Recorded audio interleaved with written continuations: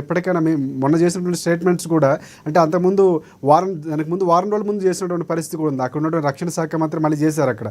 So ప్రధానంగా ఇక్కడ ఉన్నటువంటి హిందువులు ముస్లింలు కలిసి ఉండటం అనేది సరైనటువంటి పద్ధతి కాదు, దీన్ని పాకిస్తాన్లో గమనించాలని కూడా వ్యాఖ్యలు చేశారు. అంటే పాకిస్తాన్ మిలిటరీ చీఫ్ మాట్లాడుతూ ఇవి రెండు విభిన్న దేశాలు, మతపరంగా ఏర్పడిన దేశాలు అని చెప్పి ఆయన మాట్లాడే ప్రయత్నం చేశారు. అదే నిజం అనుకుంటే భారతదేశంలో ఈరోజు సెక్యులరిజం ఉండాల్సిన అవసరం లేదనే కదా బీజేపీ చెప్పేది. రైట్. ఇప్పుడు పాకిస్తాన్ మిలిటరీ చీఫ్ చెప్పిన మాటల్ని మనం పరిశీలిస్తే ఈరోజు ఇక్కడ సెక్యులర్ దేశంగా ఉండాల్సిన అవసరం లేదు. అంటే ఆ రోజు దేశం మతపరంగానే విడిపోయింది. విభజన అయినప్పుడు కూడా అంబేద్కర్ ప్రధానంగా ఈ అంశాలే ప్రస్తావించారు. ఇక్కడ ఉన్నటువంటి ఎవరైతే ఉన్నారో ముస్లింలందరూ అక్కడికి వెళ్ళిపోవాలి, అక్కడ ఉన్నటువంటి పాకిస్తాన్ ఉన్న హిందువులందరూ ఇక్కడికి వచ్చేయాలి, అప్పుడు మాత్రమే సంపూర్ణమైనటువంటి విభజన జరిగినట్లు అని చెప్పారు. లేకపోతే భవిష్యత్తులో సమస్యలు వస్తాయని చెప్పారు. సో అలాంటప్పుడు ఇక్కడ ఉన్నటువంటి ఏదైతే అక్కడ విడిపోయినప్పుడు 30% ఉన్నటువంటి హిందువుల పరిస్థితి ఏమైంది, ఇక్కడ ఉన్నటువంటి ముస్లింల పరిస్థితి ఎలా పెరుగుతుందన్న పరిస్థితి కూడా మనం చూస్తున్నాం. ఇప్పటికీ భయపడబడుతున్న పరిస్థితులు ఉన్నాయి కొన్ని ప్రాంతాల్లో. ఇవన్నీ వాస్తవాలు ఒప్పుకోవాల్సినటువంటి పరిస్థితి, ఇప్పటికీ మాట్లాడాల్సిన పరిస్థితి కూడా ఉందని చాలామంది చెప్తున్నటువంటి పరిస్థితి. సో ప్రధానంగా ఎలా వెళ్లాల్సిన అవసరం ఉందంటారు? అంటే మరొకసారి మనం మాట్లాడితే కనుక అంటే ఇందాక పాపిరెడ్డి గారు చెప్పినట్టు జియో పాలిటిక్స్, జియో ఎకనామిక్స్ భారతదేశానికి అనుకూలంగా ఉన్నాయి. సో ఈ అనుకూలతను భారతదేశం ఉపయోగించుకొని పాకిస్తాన్ని ఏకాకి చేసే ప్రయత్నం దౌత్యపరంగా మిగతా అన్ని మార్గాల్లో ఇప్పటికే పాకిస్తాన్ని ఏకాకి చేసే దీంట్లో భారతదేశం విజయాన్ని సాధిస్తోంది. అలానే అంతర్గతంగా ఏదైతే ప్రమాదం ఉందో ఆ ప్రమాదాన్ని పూర్తి స్థాయిలో రాజకీయాలకు అతీతంగా ఏరివేసే ప్రయత్నం చేయాలి. భారతదేశం అతిపెద్ద ప్రజాస్వామ్య దేశమే ఒక్కోసారి భారతదేశానికి ఇబ్బంది కలిగించే అంశం. ఇక్కడ ఉన్న సెక్యులర్ రాజకీయ నాయకులు ఎవరైతే ఉన్నారో వాళ్ళు దీన్ని తమకు అనుకూలంగా ఓటు బ్యాంకు రాజకీయాల కోసం మలుచుకునే ప్రయత్నం ఏదైతే చేస్తున్నారో అది ఒక పెద్ద ప్రమాదకారి. దీన్ని అరికట్టాల్సిన బాధ్యత భారతదేశ ప్రభుత్వాలు, భారతదేశంలో ఉన్న రాజకీయ పక్షాల మీద ఉంది. అది విజయం సాధించినంత వరకు ఏదైతే పాకిస్తాన్ నుంచి మద్దతు వస్తుందో అది కొనసాగుతూనే ఉంటుంది. అందువల్ల ఒకటి మద్దతు ఇస్తున్న పాకిస్తాన్ని ఏకాకి చేయడం, రెండోది అంతర్గతంగా ఉన్న ముప్పును చేసుకునే ప్రయత్నం చేయడం, ఇవి రెండు నిరంతరాయం కొనసాగాల్సిందే.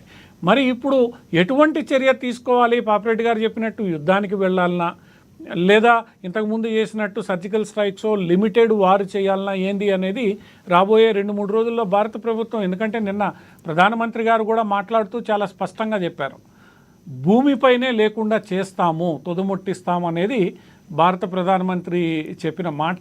మరి ఆ దిశగా ఎటువంటి చర్యలు ఉంటాయి, ఎలా ఉంటాయి, సన్నద్ధత ఎలా ఉంటుంది? ఏదేమైనప్పటికి కూడా మంచి సన్నద్ధత లేకపోతే మళ్ళా ఎదురు దెబ్బ తగిలే అవకాశం ఉంటుంది. అది కాకుండా గతంలో చేసిన తప్పులు, ఎందుకంటే షిమ్లా ఒప్పందాన్ని ఈరోజు పాకిస్తాన్ రద్దు చేసింది, అది ఒక రకంగా మంచిదే.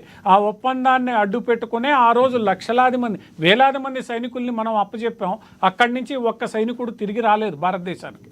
సో షిమ్లా ఒప్పందం ఒక రకంగా బూటకపు ఒప్పందం, దాన్ని పాకిస్తాన్ రద్దు చేస్తే ఇంకా మంచిది.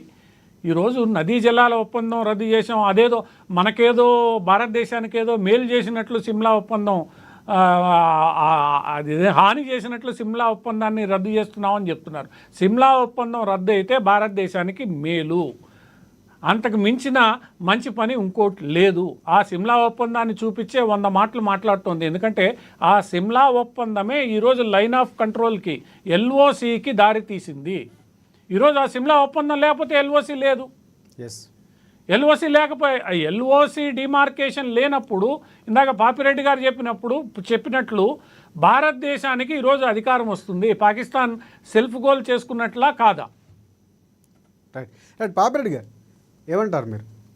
అంటే కాశ్మీర్లో కూడా మనం మాట్లాడుకున్న భారతీయ దేశం చాలా మంది కోరుకుంటున్నారు.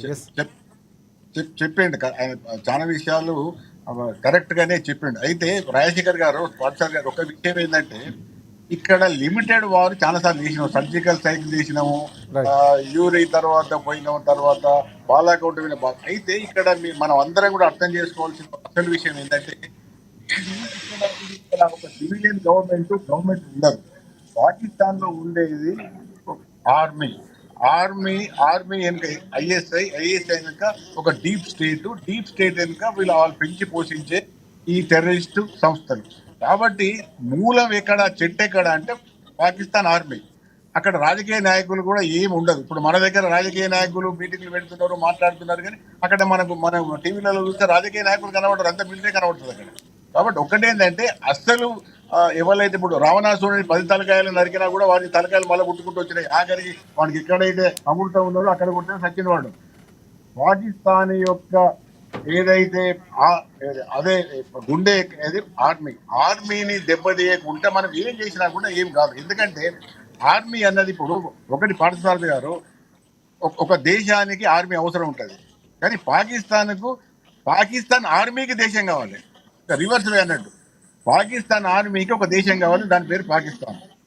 మన దేశానికి ఒక ఆర్మీ కావాలి, మన ఆర్మీ. అంటే పాకిస్తాన్ ఎట్లున్నదంటే అక్కడ ఆర్మీ ఎట్లున్నదంటే దాని బతుకు తెరువు కోసం పాకిస్తాన్ లో ఎక్కడ ఏమైనా ఏం జరిగినా కూడా అంత అవసరం లేదు. ఎందుకంటే ఇవాళ వెస్టర్న్ ఫ్రంట్ లో బలూచిస్తాన్ కానీ ఇది తర్వాత ఇది దురాండ్ లైన్, గోల్వాన్ లైన్